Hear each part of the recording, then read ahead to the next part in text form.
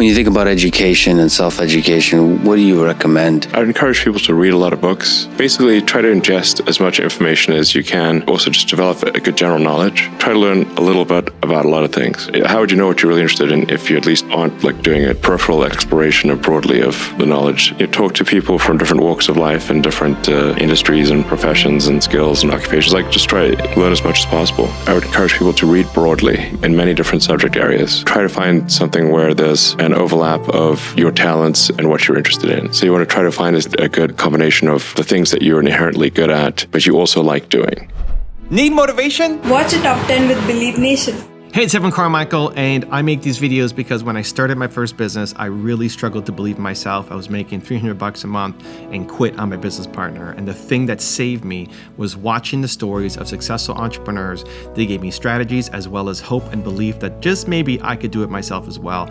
And I hope that this video here today helps you get a little bit more belief in yourself, because I still need the videos for myself today too. So today, let's learn from one of the best, Elon Musk, and my take on his top 10 rules of success. Enjoy. Rule number 2 is find your drive. Why do we need to build a city on Mars with 1 million people on it in your lifetime, which I think is kind of what you've said you'd love to do? Yeah, I think it's important to have a future that is inspiring and appealing. I mean, I just think that there have to be reasons that you get up in the morning and you want to live. Like, why do you want to live? What's the point? What inspires you? What do you love about the future? And if we're not out there, if the future does not include being out there among the stars and being a multi-planet species, I find that it's incredibly depressing if that's not the future that we're going to have. I think the value of beauty and inspiration is very much underrated, no question. But I want to be clear. I'm not trying to be anyone's savior. That is not the. I'm just trying to think about the future and not be sad. Rule number 3 is believe in yourself. How do you deal with the people who say, no, you are shooting too far ahead. You are trying to do something that's impossible. Don't bother doing it, or are resistant to change. How do you manage that resistance, the naysayers out there, and continue on? Well, I would go back to physics in that the only things that are truly impossible are breaking the laws of physics. So as long as you're not breaking the laws of physics, it's possible. It doesn't matter what anyone's opinion is. Physics is the law and everything else is a recommendation. I've seen plenty of people break the law, but I've never seen anyone break physics. Anything within the laws of physics is possible. Yeah. I mean, and you can certainly challenge the laws of physics, but they've been challenged quite well and have found to be resilient. Rule number 4 is never quit. Where do you go to, both personally, intellectually, as an engineer, as a team, like for source of strength needed to sort of persevere through this and to keep going with the project, take it to completion? A source of strength. I just really not how I think about things. I mean, for me, it's simply this is something that is important to get done, and we should just keep doing it or die trying. And I don't need a source of strength. So quitting is not even like... It's not in my nature. Okay. And I don't care about optimism or pessimism that we're going to get it done. Also, to make sure you're actually taking action after watching this video, I've designed a special free worksheet just for this video. The worksheet will highlight all of the lessons learned in this video, as well as pull out our 3 favorite learnings and quotes that will inspire you to actually do something. The worksheet will also give you space to write down what your key takeaways are and your specific plan of action to make sure you're getting results. If you want the worksheet designed specifically for this video, absolutely for free, there's a link in the description below. Go click on it and start building the momentum in your life and your business. I'll see you there. Rule number 5 is grow from mistakes. What were your biggest obstacles or mistakes that you have faced, and how did you overcome it? And maybe you can also give us, the students here, a piece of advice, and that will be very amazing. Thank you.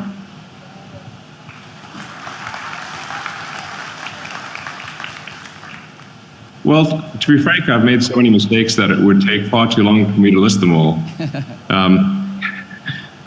So I would not want to bore people with the extremely long list of mistakes that I've made in the past.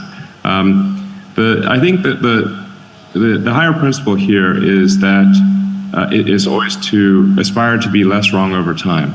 So to acknowledge that you will always be to some degree wrong, but that you wish to be less wrong over time, and if you can be a little less wrong every day, I think you're doing great. It's hard to be less wrong every day, but frankly, even if you can be less wrong most days, that's a pretty big victory. You know, a number of things I've said before publicly. So, you know, I think it's important to place weight upon both the heart and the mind, not simply the mind. Some of the biggest mistakes that I've made in terms of hiring people have been when they were strong of mind but not of heart. The higher principle is just assume you're wrong and you want to be less wrong, and just try to be less wrong every day. Seek critical feedback, especially from friends. Often your friends will know what you're saying is wrong, but they don't want to hurt your feelings, so they won't tell you. But if you ask them to tell you and say that it won't hurt your feelings, then they will tell you. So I think getting critical feedback from friends is very helpful. Rule number 6 is seek answers. How would you describe yourself? I suppose I would just say I'm a technologist who is curious about the future. And generally, I'm trying to take the actions that most likely lead to a better future for civilization. I think that's frankly, the only logical thing to do. Because if you don't take there's no point in having a good future without civilization. If civilization crumbles, nobody's going to have a good future. So I don't know. So I think we want to take the set of actions that maximize the probability the future is going to be good and interesting, and then we understand more about the nature of reality and the universe. Why do you think you made this your goal, though? When I was kind of growing up, I did have this existential crisis where I was like, what's the meaning of life? Is this all pointless? Is there any point in existing at all? And I read the various religious texts, and I read a bunch of the philosophers, and I just couldn't really seem to find any good answers. And then I read Hitchhiker's Guide to the Galaxy, which is really a book on philosophy, but it's disguised as a book on humor. And the point Douglas Adams was making is that the purpose of life is to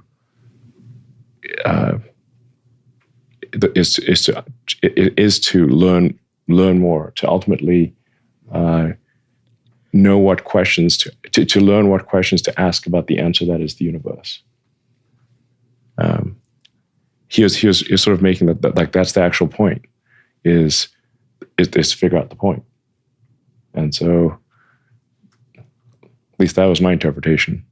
And so therefore we should take the set of actions that are likely to expand consciousness and our understanding of the universe so that we can know what the meaning of life is, or why we're here and how the universe came to be. Rule number 7 is be a problem solver. Indonesia and a lot of developing countries, and even developed countries, have a lot of traffic. Are you thinking to do projects of boring company in developing country cities, especially maybe using electric buses, so you can solve two things at the same time: traffic and CO2 emission? Yeah. Any thoughts? Yeah, absolutely. I think my joke about tunnels is that tunnels are underappreciated. I mean, it's not the best joke in the world, but I think the only answer that I can see for congestion in cities is tunnels. I think flying cars are. I think because of the fact that they generate a lot of noise and a lot of wind, and there's always some possibility that it will fall on your head. and it certainly would not be good for privacy if flying cars were flying over your house all the time. I think, on the other hand, that tunnels do not suffer from any of those issues. And so like you can think of flying cars as like 3D above ground, and tunnels are like 3D below ground. And we have some of our first tunnels with electric vehicles operating in them in Las Vegas. So I'd encourage anyone who visits Las Vegas to try them out. It sounds so simple, but electric vehicles in tunnels are absolutely an answer to the worst possible congestion of any city, because you can go as many layers of tunnels deep as you would like until the traffic congestion is addressed. Rule number 8 is always be curious. What is your day-to-day habit that turned you into a person that you are now? Well, in terms of a day-to-day habit, I think being curious about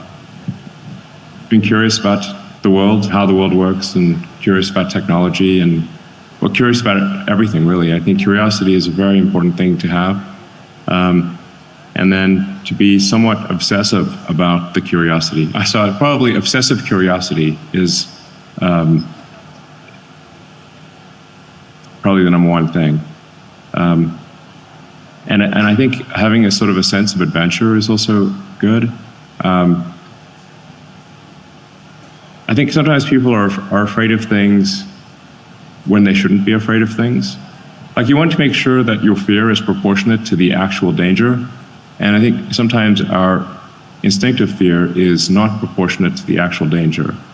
So you want to try to rethink things, like just try to say, okay, is that fear justified? Like, will something bad actually happen? And if, you sort of have to sometimes look at your instinctive fear and question it and decide whether that is, really a valid fear or not. And often it is not. And simply looking at the fear will make it go away. Rule number 9 is be a visionary.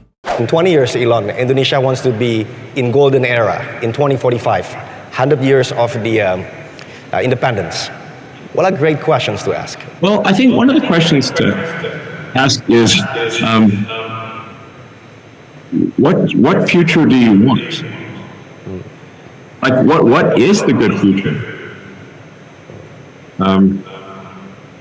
I think one where civilization is growing and the scope and scale of consciousness are growing along with it is a great future. Obviously one where we transition to sustainable energy, because the counterpoint is unsustainable energy.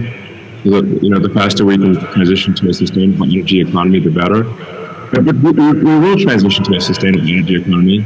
It's just a question of how long it takes. And then I think just furthering human knowledge so we can understand the nature of the universe and our place in it, and how we got here, and the meaning of life.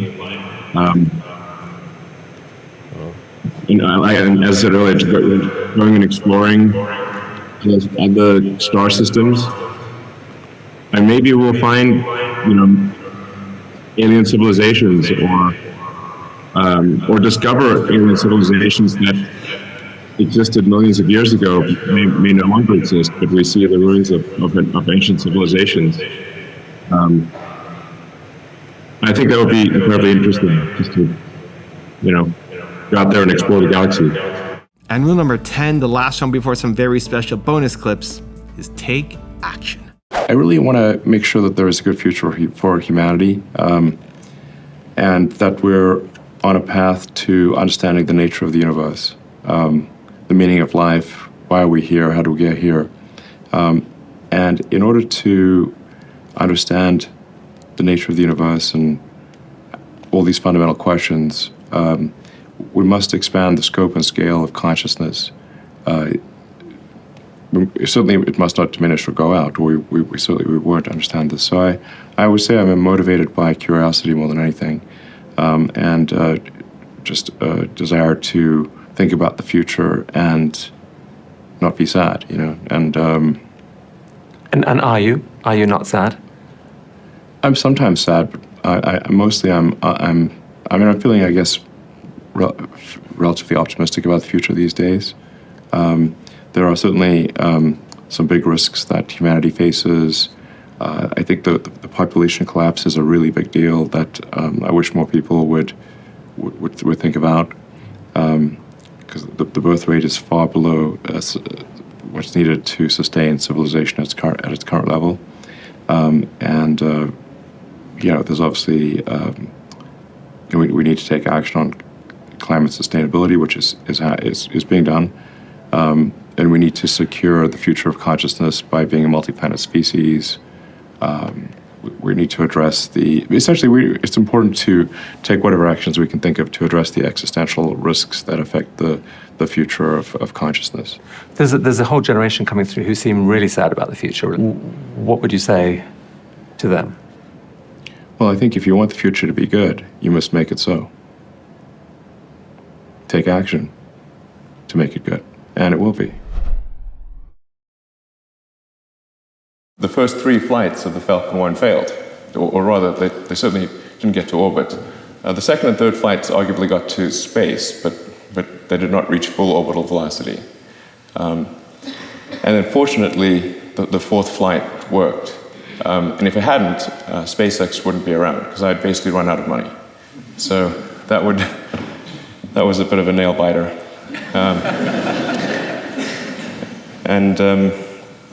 Thank goodness. And in fact, this all happened in 2008. So, there was really no ability to raise outside money in a meaningful way in 2008 because of the financial crisis. So you can imagine trying to go to raise money, saying, well, yes, we just had 4 failures and the world is in financial ruin, but would you like to give us some money? That would be a definite no. So fortunately, that succeeded.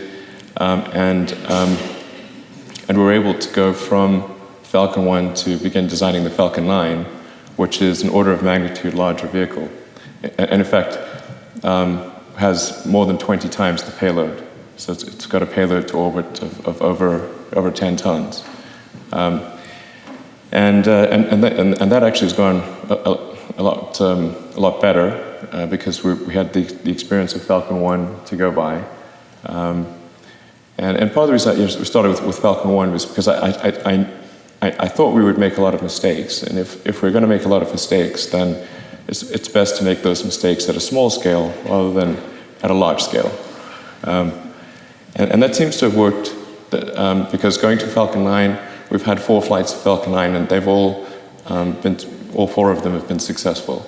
So I think that principle seems to have worked reasonably well. Touch wood and all that. Flight 5's coming up soon.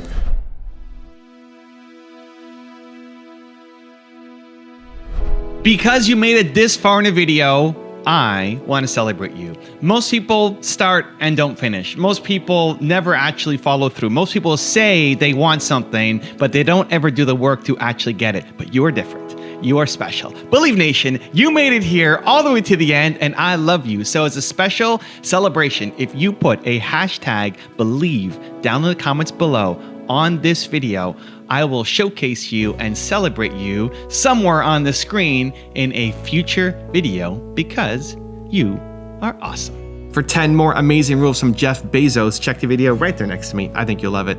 Continue to believe, and I'll see you there. Figure out how to absolutely delight them. That is the #1 thing. You have got to have some passion for the arena that you're going to develop and work in, because otherwise you're going to be competing against people who do have passion for that.